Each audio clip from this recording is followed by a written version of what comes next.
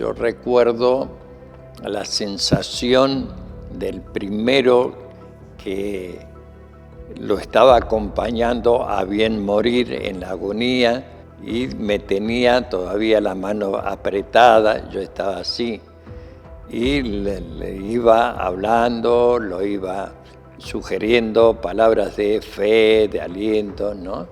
Hasta el momento en que su mano se desprendió de la mía. Entonces ahí me di cuenta que se me había ido. Uno se sentía ahí huérfano también de estos que se me mueren, ¿no? Y eso es el horror de la guerra, ¿no?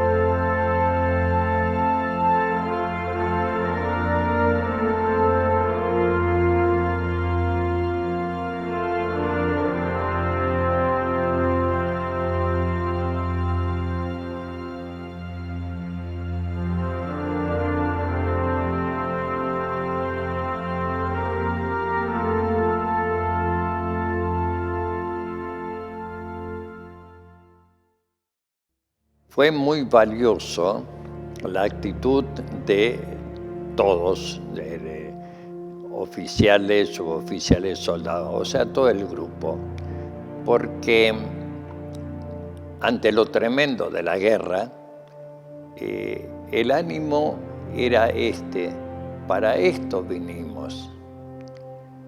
Ahora que los esperamos y los tenemos, no podemos claudicar, ¿no? Entonces la adrenalina era muchísimo y las ganas de combate también. Pero se llegó allá, iniciado ya el mes de junio, ¿no? Tuvimos un gran éxito, ¿no? El 8 de junio, que fue el día del cañadón de las bombas, le llamaban, ¿no? Cuando toda la parte bélica, toda la parte de la armada, los buques británicos se pusieron ahí en una ensenada y que fueron sorprendidos por las fuerzas argentinas y se les causó un daño que, según los mismos británicos, ahí decía Woodward que casi perdió un tercio de su flota, ¿no? Bueno, ese éxito también daba ánimo al soldado, ¿no? Lo único que ya por los fríos, las nevadas, la munición también se iba agotando. Entonces se veía ya momentos muy difíciles, pero esos fueron para los dos bandos, porque no olvidemos que la última batalla fue también a bayoneta calada. Y cuando uno usa la bayoneta quiere decirse que no tiene más munición, ¿no? Entonces se vio y se palpó esa dificultad, pero el ánimo nunca decayó, ¿no? Nunca decayó.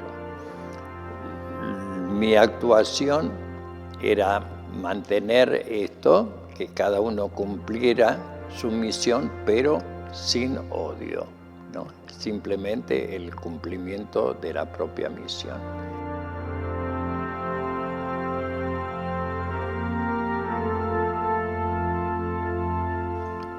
El 14 de junio nos sorprende, después de más de 18 horas de combate ininterrumpido, la orden de alerta blanca. Y alerta blanca era alto el fuego.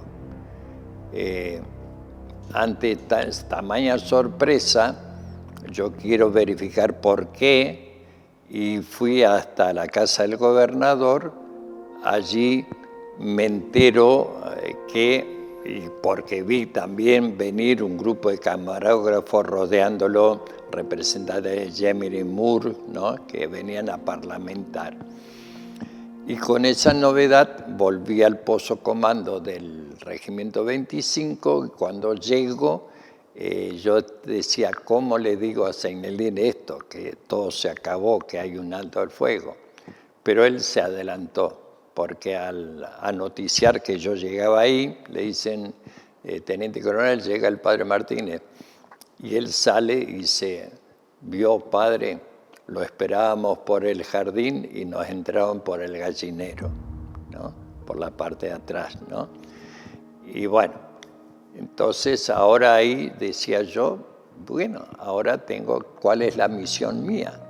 Porque como capellán, yo estrategia y eso, yo no tenía militares. ¿Qué hace uno si caemos prisioneros? Y él ahí me dice, bueno, nos pueden hacer 3 cositas. Nos fusilan a todos, una posibilidad. Nos meten dentro de un barco ahí como una cárcel flotante, 2. Tercera posibilidad, nos llevan a Inglaterra y nos retienen hasta que se les cante, ¿no? Y digo, bueno, pero vuelvo. Y mi papel como capellán en esta circunstancia, ¿cuál sería? Entonces ahí me sugiere, dice, mire, tome todos los heridos que puede, sáquelos como pueda, cuide de ellos, que usted sigue en misión, ¿no? Aunque figure como desaparecido, y así creo yo que debo figurar, porque no estoy, supongo yo, porque tampoco me vi, ¿no?, en la lista de la Cruz Roja, porque yo no caí prisionero, sino que cumplí aquello que se me había sugerido. Fui después del 14 de junio, quedé buscando heridos, transportándolos con el Yeguín, un remolcador de la plataforma Mosconi, decían que era, y con ese navegaba 40 minutos hasta encontrarme con el Irizar, que estaba en alta mar, y ahí hacíamos el transbordo. Volvía y así fui haciendo varios viajes hasta que finalmente, por efecto de esta tormenta de mar también, hicimos muchos viajes sin poder acercarnos y nos divisaron. Entonces nos dicen que volvamos a puerto para entregar el barquito y nosotros como prisioneros.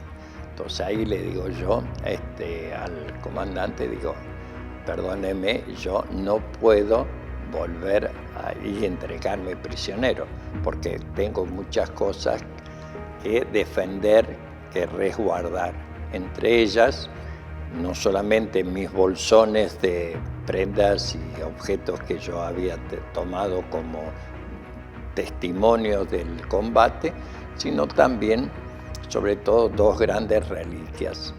La bandera de guerra del Regimiento Infantería 4 de Montecaseros, que en su corbata lucía las condecoraciones del sitio Montevideo, Tupiza, Humaitá, Tuyutí, Juncal, Estero Bellaco, Lomas Valentina, la Guerra del Chaco. O sea, una bandera súper histórica. No podía caer en manos de los enemigos. No. Y después la otra era la bandera de la primera bandera que había flameado en las Islas Malvinas en el desembarco, ¿no? Entonces le dije, no, giremos y a abordar el Irizar como sea. Así que por el rolar que tenía no nos podíamos aproximar, así que llegamos a amadrinarnos lo más posible hasta que me largaron una escala de gato, y ahí, oscilando y mirando, fue donde salto yo del Yeguín a la escala de gato, pego con el hombro sobre el casco del Irizar, me estabilizo y subo, ¿no? Y después el helicóptero del Irizar, con la red de transporte, pudimos poner los heridos ahí y elevarlos con el gancho hasta arriba, después mis bolsones y así, bueno, tomar ya el viaje para desembarcar en Comodoro de Rivadavia, que lo hicimos el 19 de junio.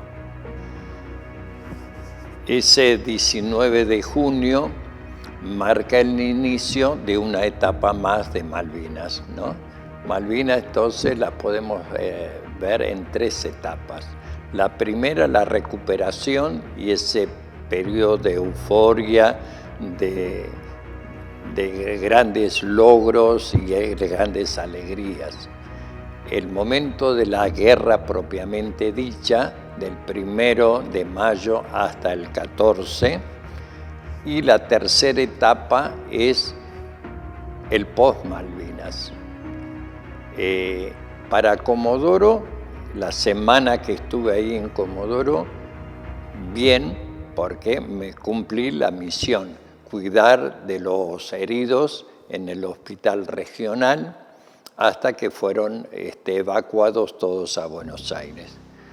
Pero después de eso ya me vine a ver a mi mamá, a mi familia, que había sido...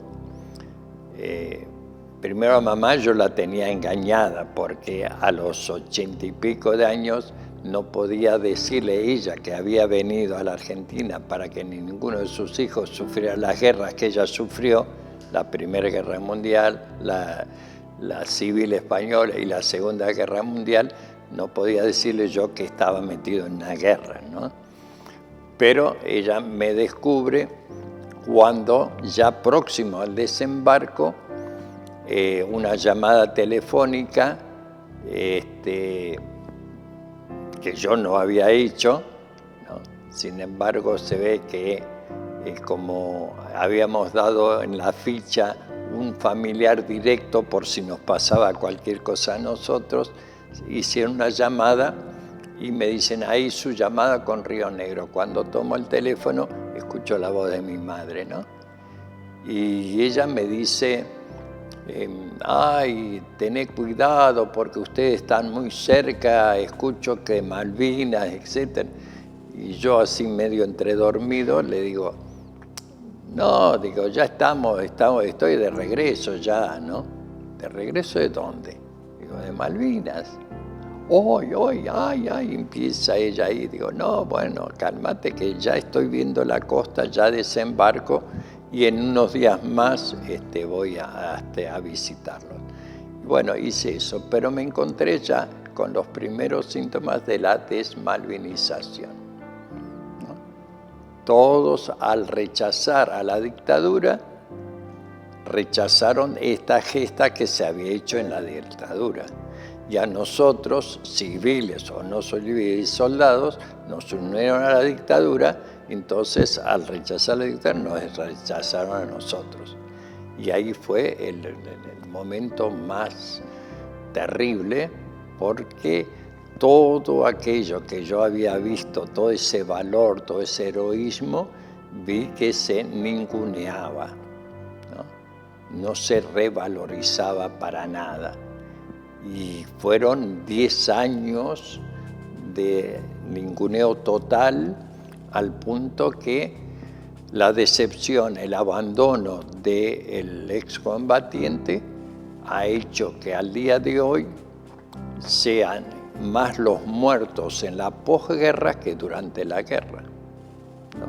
Si nosotros ahora podemos distinguir, separar un poco los 323 del Belgrano, nos quedan 326 en combate y tenemos más de 480 suicidados. Y eso ahora no es el británico, no es un enemigo externo, es la propia sociedad argentina que no revalorizó, no apreció ese coraje, esa valentía que tuvieron estos jóvenes de poder dar y exponer la vida por nuestra soberanía. A veces en la guerra es durísima y terrible, pero a veces la posguerra ha sido más dura y terrible que la misma guerra. Y la posguerra fue peor que la guerra para los veteranos. Por varios días no pude dormir, no, dormía muy poquito. Es decir, fue el síntoma más común de lo que tenía estrés postraumático. Y yo pensé que, bueno, listo, ahora empezó lo bueno, ya está, se terminó la guerra, se terminó todo. Hasta que me dormí. La primera noche que me dormí tuve la primera pesadilla. Y bueno, debe ser una, mañana la segunda de vuelta. Bueno, y empezó el tema de la pesadilla de la posguerra, de que la posguerra fue mucho peor que la guerra misma, ¿no?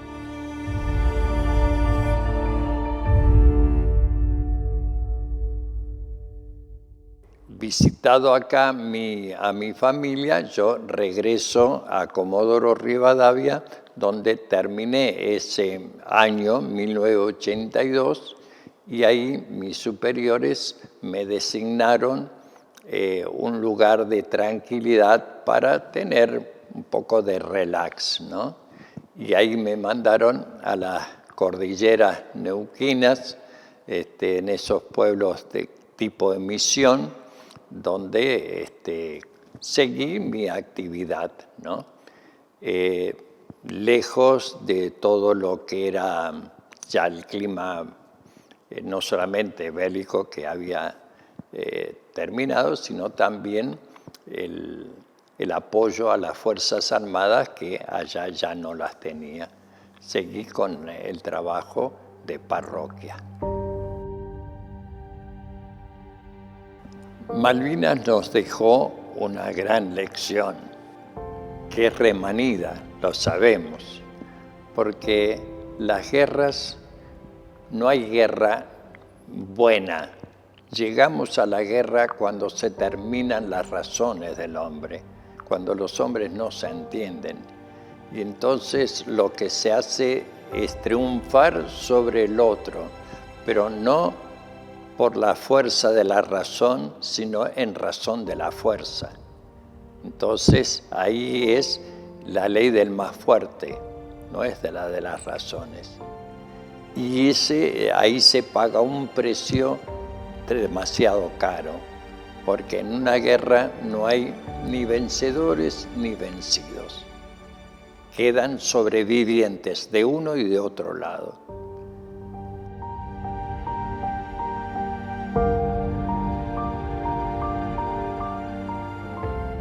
En lo personal, Malvinas es un quiebre, ¿no? Es un antes y un después.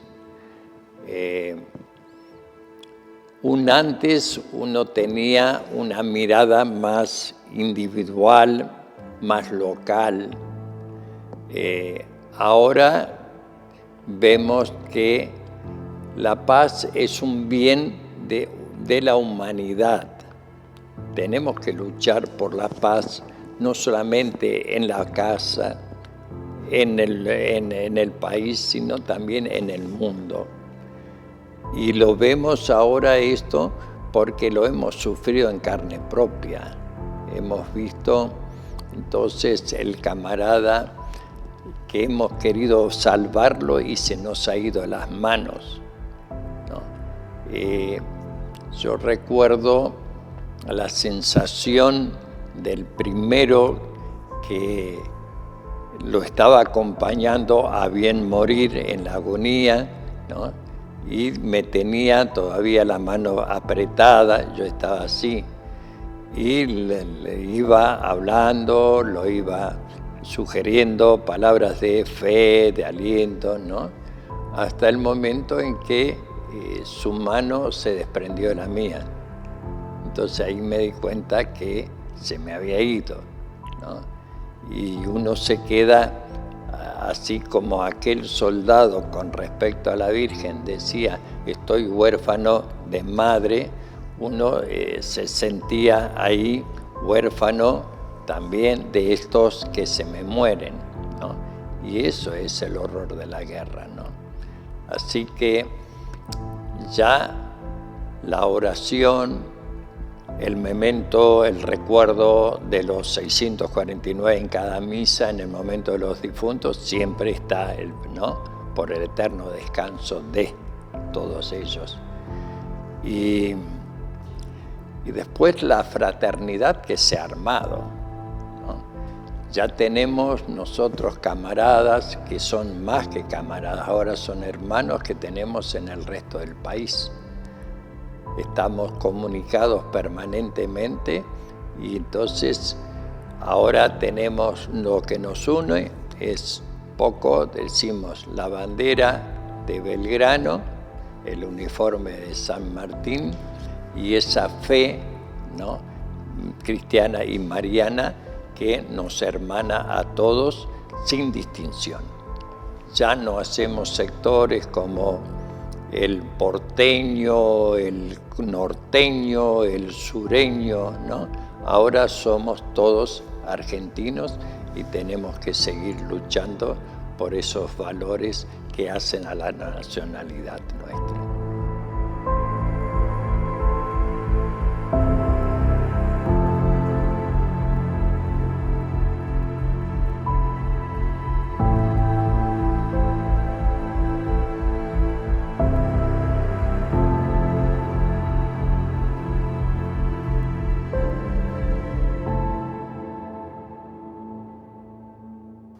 A Malvinas he regresado ya 3 veces después del conflicto.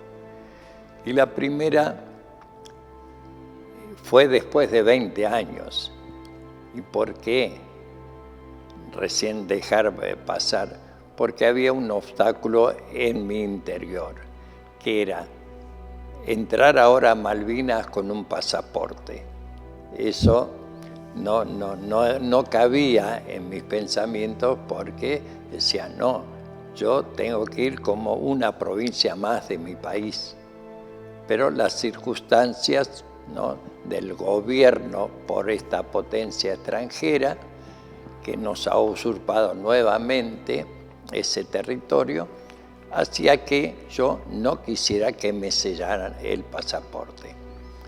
Pero considerado el motivo por el cual yo ahora podía mover e ir, que no era para pasear, sino para rendir homenaje a aquellos que yo les prometí que volvería para rezar por ellos allí en el cementerio, yo vi que ese gesto valía mucho más que un papelito y un sello.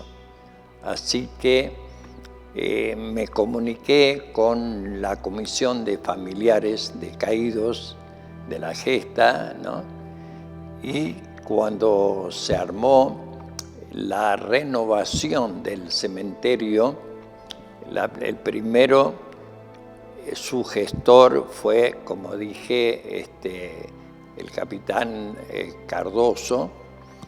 Él hizo todo el diagrama y le pusieron unas cruces de madera muy simples y eso fue renovado por la Comisión de Familiares de Caídos, ¿no? Entonces fui para la inauguración y la intronización de la Virgen de Luján, que está en el nicho, que está a la derecha de la cruz grande que preside el cementerio. Y al retornar, una de las cruces más simbólicas para mí fue la del teniente Esteves, porque era un miembro de la unidad con la que yo fui a Malvinas, el Regimiento 25. Así que le pedí a la comisión, me facilitó, ¿no?, esa cruz que guardo yo en mi museo personal con las otras cosas, pertenencias, tanto las que traje del 82 como algunas otras que he podido traer posteriormente.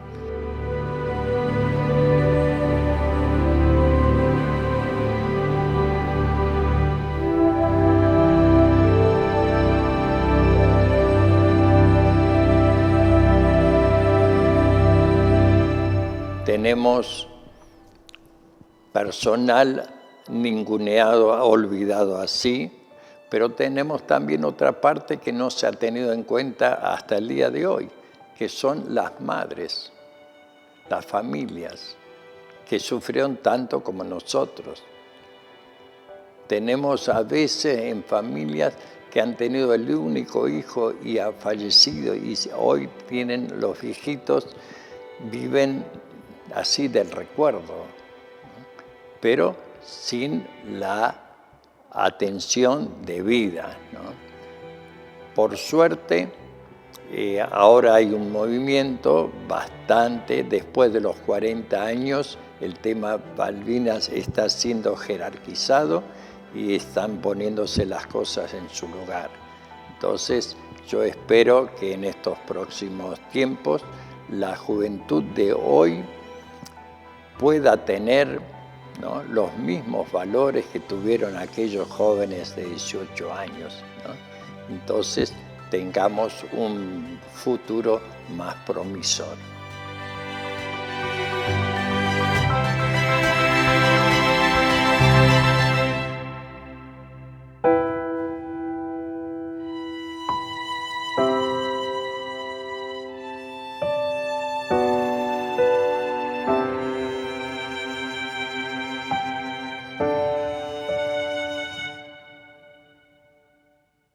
Todos fueron parte de una misma maniobra provincial, que lógicamente esto, somos pocos los que decimos que fue una gesta religiosa.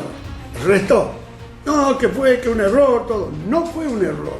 Fue el regalo que Dios nos manda, y hoy, a la luz de lo que estamos viendo en el país, lo único que nos queda, y que la gente se conmueve cuando nombra Malvinas, que si no, ya la palabra patria, nación y Estado estaría borrada. En estos casi 30 años, conmueve a la gente hoy en Malvinas, y han hecho lo imposible para sacarla del medio, para corrompieron grupos de soldados, etc. Pero está, y cada día con más fuerza. Entonces todo eso me da la pauta a mí que fue una gesta religiosa, y es lo que nos ha quedado a nosotros como reserva para que algún día que se necesite, en un país como hoy que está totalmente internacionalizado, pero con maniobras bajas como la prostitución, la droga, la tergiversación de los sexos, la confusión, todo eso forma parte. Malvinas está como una piedra aflorando en el mar, manteniendo la vigencia de los valores superiores de la patria.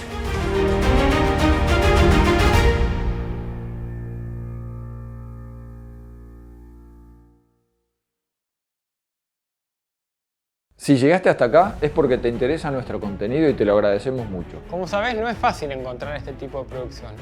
Ayúdanos a seguir creando historias como esta. Podés hacerlo dando un me gusta, suscribiéndote al canal, compartiendo con tus amigos. Y sobre todas las cosas, podés ayudarnos suscribiéndote con el aporte que vos puedas, en el link que podés encontrar en la descripción. Además, si te suscribís como donante mensual, entre otros beneficios, tu nombre aparecerá en los créditos de nuestras próximas producciones. Gracias por ser parte de esta misión. Gracias por ser parte de Faro Films.